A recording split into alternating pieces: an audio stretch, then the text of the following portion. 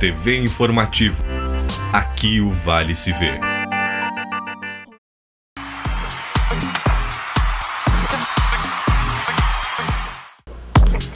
Internacional tendo que ganhar, não saiu do empate em 1-1 com o Fluminense. O Grêmio venceu o Atlético Mineiro, tá coladinho no segundo, deixou para a última rodada a decisão de quem será o segundo colocado do Campeonato Brasileiro de 2015. A CBF vence a Liga Nacional e já tem um finalista na Série Ouro. A Soeva de Venâncio Aires é agora no Papo de Boleiro.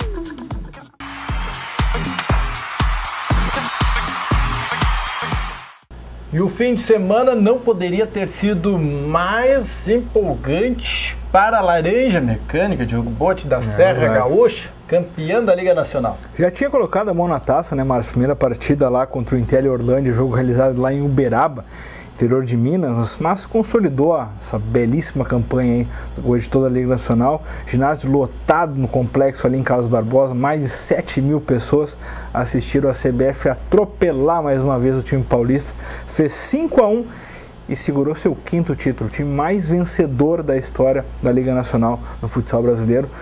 Voltou a ser campeão depois de quase 10 anos. Parabéns à CBF aí que se consolida cada vez mais no cenário brasileiro e ressurgiu, vamos dizer assim, depois de uma forte crise aí, o pessoal largando um pouquinho de futsal, o crescimento do futsal paulista também, que teve muito empresariado, muito comércio, muita gente investindo, acabou tendo essa crescente aí com o próprio Intel Orlândia, o Corinthians, o São Paulo, que surgiram no decorrer desse tempo. Catarinense também. Futsal catarinense também, o paranaense também, com equipes muito fortes.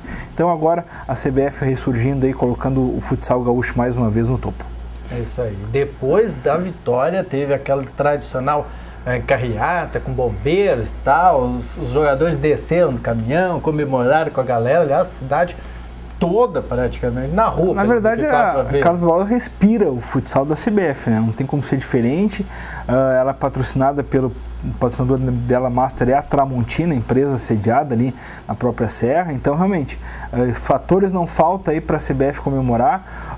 Se a gente reclama aqui que talvez muitas modalidades como esporte, basquete, vôlei, o futsal acabam dividindo torcedores, Carlos Barbosa só tem mesmo a CBF no que se basear e faz isso muito bem, uma equipe fortíssima e cada ano aí figura campeã do futsal gaúcho e está sempre envolvida no meio dos grandes do futsal do Brasil. E a CBF é a adversária da LAF lá na Serra para definição de quem será o segundo dos finalistas da Série Ouro de futsal deste ano. O primeiro, a Soeva de Venâncio Aires. A Soeva conseguiu reverter a vantagem do Atlântico, né? Lembrando que o time de Erechim tinha vencido a primeira partida lá no norte do estado. Trazia a vantagem do empate para cá, mas a Soeva soube se comportar jogando em casa, fez o resultado que precisava, levou a partida para a prorrogação. E o Atlântico deu toda a pinta que ia valer sua tradição em quadra, chegou a abrir 2-0, mas o time de Venâncio Aires foi buscar na prorrogação e acabou empatando. Vantagem que lhe dava a classificação em virtude da campanha, né? Então a Soeva, primeiro finalista aí da Série Ouro. Espera aí, aguarde entre a CBF e a LAF, que faz o segundo jogo na sexta-feira, lá nesse mesmo complexo onde a CBF levantou o título no final de semana. Que barba, já vai estar com as barbinhas de molho, descansando, Diogo Botti? Eu acho que não, acho que... Corinthians que perdeu no fim de semana do esporte? Pois é, mas eu acho que a CBF tem o que buscar ainda, ao contrário do Corinthians, que já estava com a taça, inclusive dentro do armário. A CBF tem o que buscar ainda nesse ano, né? Tá com a vantagem, venceu a primeira partida aqui em Lajeado, então tem a vantagem do empate, inclusive jogando em casa, e eu acho que vai vir com tudo aí contra a LAF. A LAF também com a faca nos dentes, não tem o que temer, não tem o que perder, vamos dizer assim. Vai ser um grande jogo aí, mais um grande jogo na história tanto da LAF quanto da CBF para a definição do segundo finalista desse ano da Série Ouro. Sexta-feira é dia de torcer para o time aqui de Lajeado, então sempre, enquanto houver esperança, o louco está torcendo. Claro. Isso valia para o Colorado, mas parece que é difícil, né? O Colorado, quando tá ali, tem a esperancinha, tá coladinho, é agora. O Inter não faz nada por merecer essa vaga, né, Márcio? Como joga muito pouco futebol esse ano nesse brasileiro, se arrasta nesse Campeonato Brasileiro na reta final aí, deixando a vaga para outros clubes. O Inter não quer realmente disputar essa Libertadores e nem faz por merecer, né? O São Paulo, mais uma vez, mostrou que quer mesmo realmente ter essa quarta vaga, buscou um jogo que tinha tomado uma virada do Figueirense, que por outro lado luta contra o rebaixamento. São Paulo foi buscar, exatamente, São Paulo foi buscar e acabou vencendo nos minutos finais aí, estava perdendo até os 44 do segundo tempo, buscou a virada para cima do Figueirense e mostra assim que é o candidatíssimo a essa quarta vaga. Por outro lado, o Inter vencendo com um jogador a mais, né, deixou-se o Fluminense empatar, o Fluminense que não quer mais, não tem nada mais para fazer nesse brasileiro, jogadores de férias, faz turismo, né, nesse campeonato aí, acabou empatando o jogo aí. O Inter realmente é uma equipe que não merece estar nessa Libertadores. Ficou tudo para a última rodada, mas o Inter já podia estar eliminado, que não ia fazer falta nenhuma. Decide contra o Cruzeiro aqui em Porto Alegre, um jogo que vale para o Cruzeiro também. O Cruzeiro faz turismo nessa última rodada.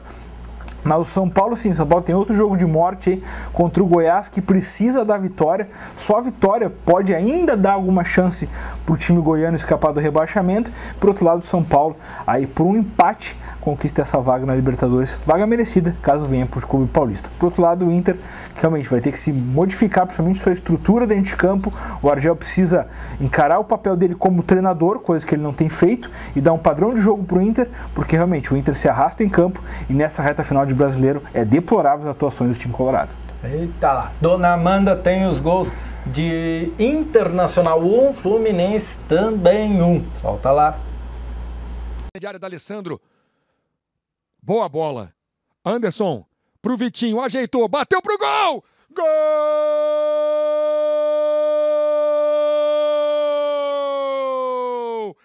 É do Internacional! Magno Alves vai ficar cara a cara. Caiu, pediu o pênalti. E o juiz dá. Cícero partiu, bateu o pênalti. Gol!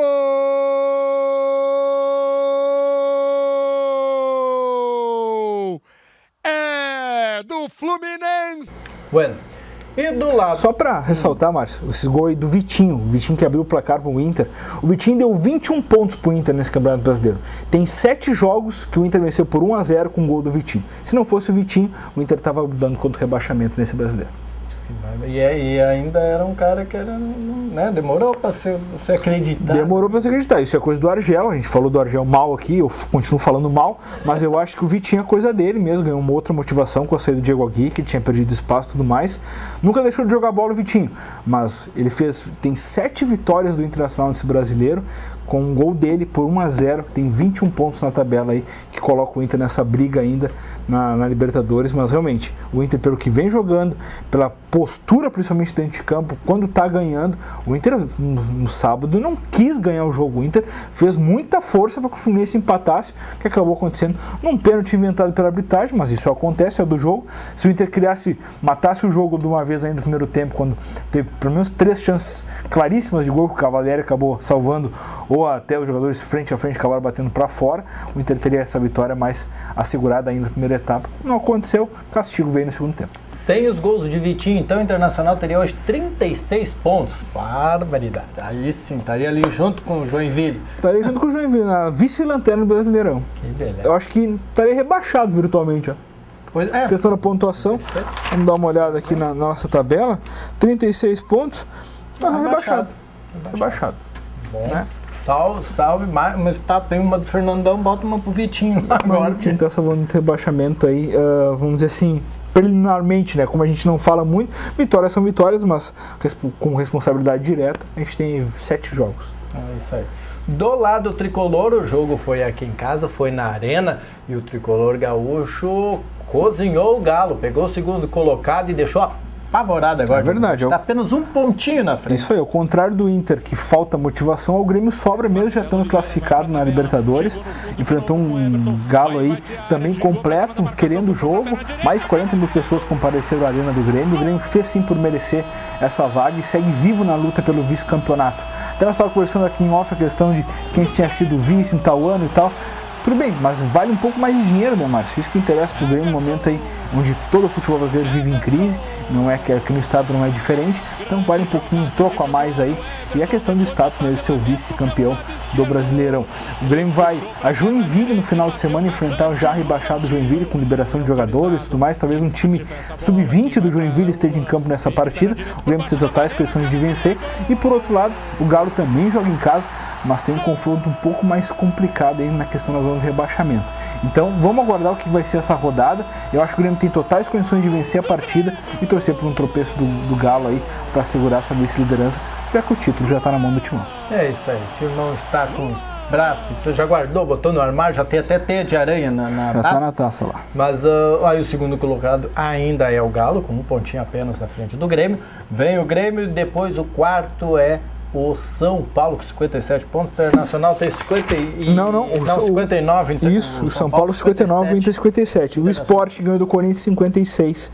Vem aí, mas o Sport também dependeria de uma combinação muito cravosa. Não pega mais o São Paulo aí, não tem como buscar pelo número de vitórias. O Sport iria, se vencer esse final de semana que vem, iria de 15 vitórias. O São Paulo já tem 17. O único que pode chegar lá é o Internacional, mas também não resta uma vaga entre dois times aí, o São Paulo tá com a mão na vaga.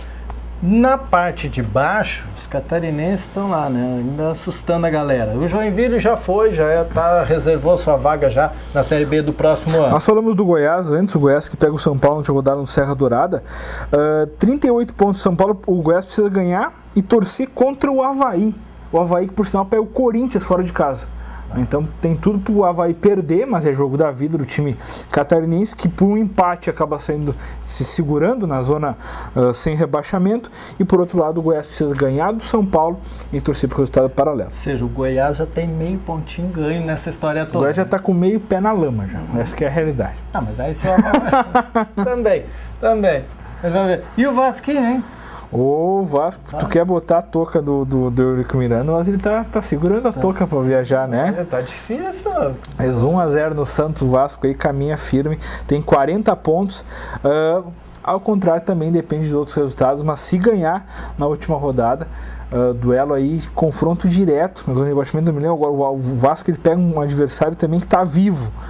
Agora não me recordo, é fora de casa, é Curitiba fora de casa, Curitiba tem 43 pontos, jogo lá no Couto Pereira, o Curitiba precisa do empate para fugir do rebaixamento e o Vasco precisa ganhar. É o jogo da rodada, né? É o jogo da rodada, com certeza. Nós vamos acompanhar esses resultados e voltamos amanhã, depois do Redação Informativa, semana decisiva para a LAF. Já que o brasileiro. E semana decisiva também Copa do Brasil, né? Define o campeão também, na quarta-feira entre lá, né? Santos e Palmeiras. Palmeiras e Santos, jogo na Allianz Parque, lá no estádio do Palmeiras. Começa com vantagem do Santos aí, levou a melhor na primeira. Isso aí, 1-0. Voltamos amanhã, depois da Redação Informativa. Abraço.